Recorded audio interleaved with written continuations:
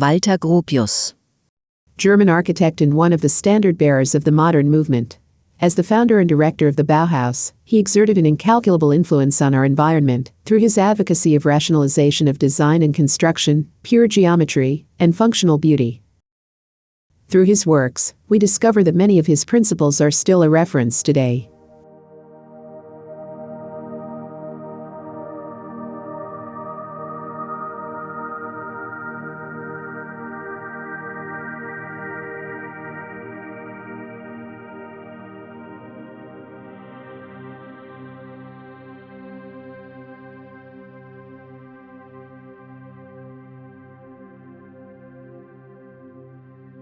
In the German town of Alfeld, Gropius made one of his first works. It is about the remodeling of a manufacturing complex destined to the production of shoe lasts.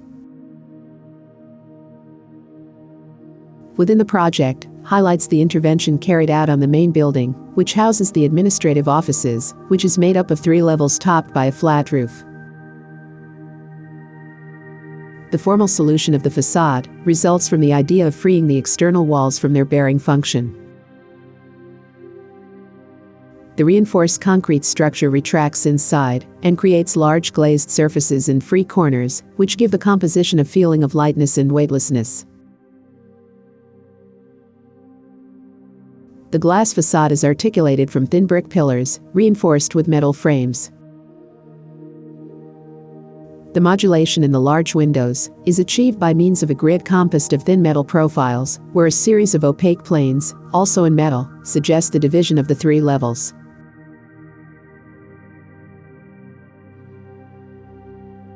On one side, a large solid block, clad in brick, houses the main entrance to the building. The solidity of this volume contrasts with the lightness of the main facade.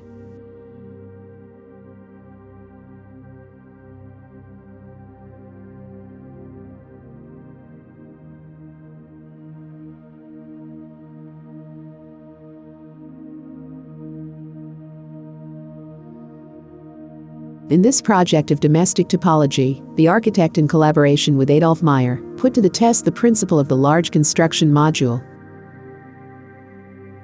In order to functionally and volumetrically solve the project and rationalize the construction process. The volumetric composition is solved from 2 prismatic bodies, articulated between them. By presenting differences in height, the roof of the minor is used as a terrace for the highest volume. On the ground floor, the spaces of the social area, living room, dining room, music room and a greenhouse, have an open layout and without divisions, with views towards the garden. The level is complemented by the kitchen and service areas, which are oriented towards the street. The upper floor is made up of the bedrooms. In the highest body, the servants' quarters are located. By seeking to establish harmonic relationships between clearly defined bodies, the heavy white volumes contrast with the openings, emphasized through subtle dark profiles.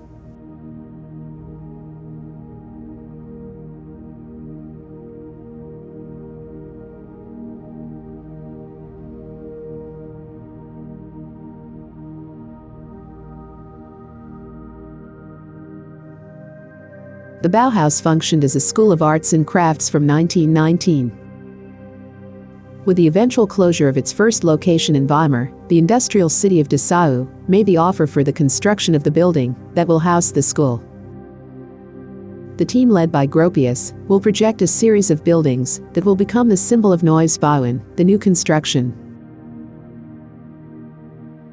We are facing one of the most outstanding works of 20th century architecture, an experimental art laboratory and architectural manifesto put into practice. The volumes are freely grouped within the architectural ensemble. The rejection of symmetry is evident. The lack of hierarchy in the whole, and the appreciation of the building from different points of view is emphasized. The bodies, topped by flat roofs, are able to be linked together in a continuum. Each of them houses specific individual functions. The north side of the building acts as a technical teaching center. It is made up of classrooms. The administrative areas are distributed along a two-story bridge, which is supported by 4 concrete pillars.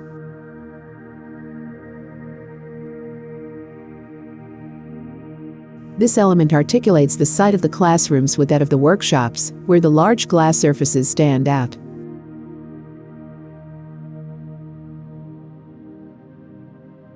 On the back of the bridge, and following the axis of the bay of the workshops, another volume is generated, in which the auditorium is arranged. Another joint is created with the element of the background, in this case a 5-story building, which houses the student and teacher dwellings, and gives a vertical accent to the whole.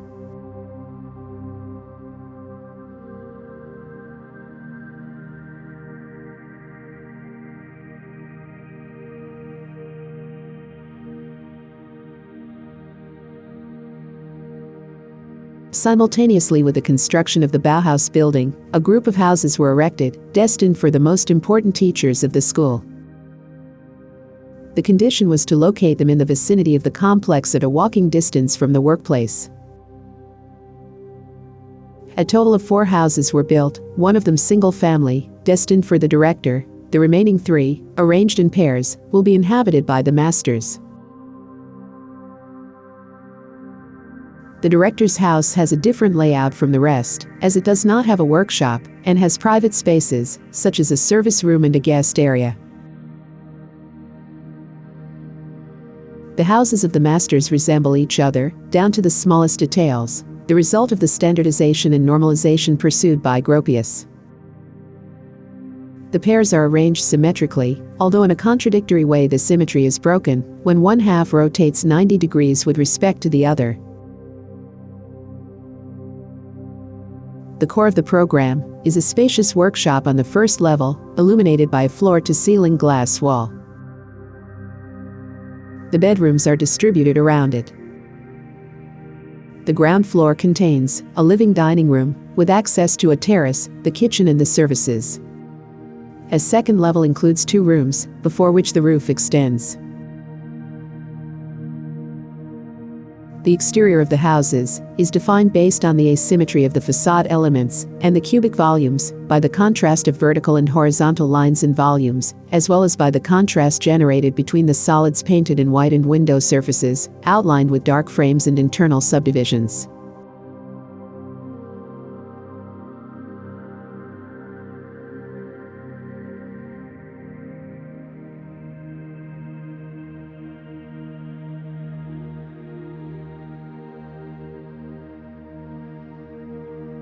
Complex of social housing, located on the outskirts of Dessau. The project was divided into 3 stages, with a total of 316 houses built.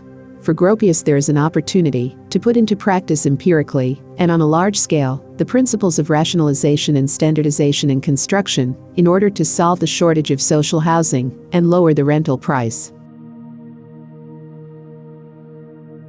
The works are scheduled in such a way that their execution is comparable to an industrial production line. By taking these requirements into account, to reduce construction times, the needs of its future inhabitants are put aside, which is evidenced in subsequent functional and constructive deficiencies. The formal design of the facades, on the other hand, presents elements to consider. Combinations of windows grouped horizontally, in contrast to vertical surfaces, formed with glass blocks and brick-clad planes, that act as divisions between the dwellings. Within the complex, an element stands out, that acts as the focal point of the entire project, a 5-story building for the consumer cooperative. It has a marked vertical character.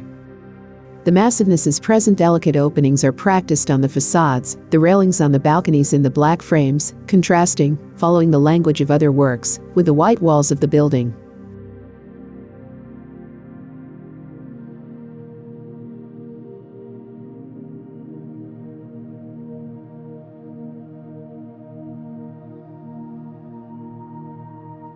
After his arrival, together with his family, to the United States, Gropius received the appointment of director of the Harvard University School of Architecture. He built his residence in Lincoln, Massachusetts, a place close to his work environment. An amalgam of concepts is unified and gives rise to this project. On the one hand, the principles upheld by the Neubau are present. On the other, the techniques and materials of the regional and traditional architecture of the place are used. A compact body defines the composition. Only a horizontal eaves, which indicates the access, and a portico on the rear facade, break the volume.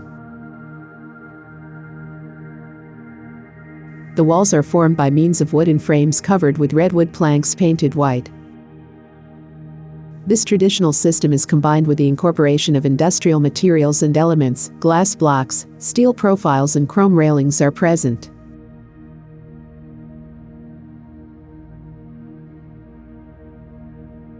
The program is divided into 2 levels. A living room, dining room, kitchen, service areas and a study make up the ground floor. The large windows of the social area establish a direct relationship between the interior and exterior space. The upper floor houses the bedrooms and a covered terrace.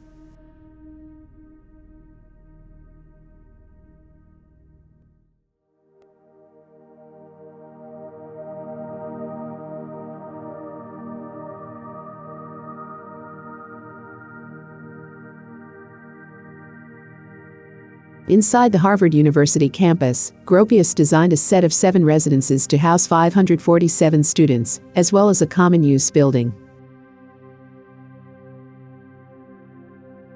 The 7 residences have an identical design and are formed from a reinforced concrete structure. Beige brick cladding accentuates horizontal details. The buildings are grouped around several interior courtyards in order to avoid monotony and are connected by a series of covered galleries. The main building is made up of dining rooms and recreation rooms. It has a slightly arched plant and rises on a series of cylindrical pillars.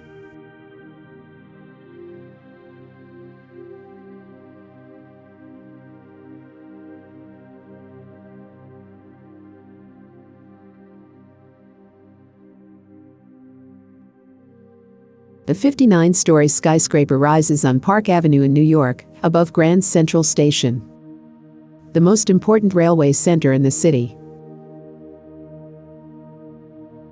In a previous project, the building was aligned with the axis of the street to guarantee the vision along it. Gropius's plan differed with this proposal. The building will rotate 90 degrees. As a result, the longest axis will fully fill the width of the street, creating a great visual edge over Park Avenue. Decision that has caused great controversy since then. The building, representative of the international style, is characterized by the lack of ornamentation. The corners are slightly beveled, creating an elongated octagonal plan. Beneath the roof, a dark band like a cornice provides a perfect background to place the company logo.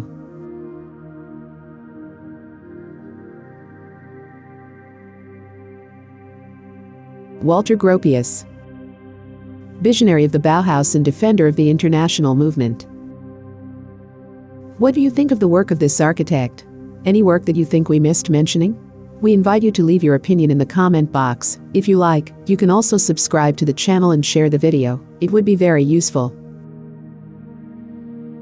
For your attention, thank you very much. See you next time.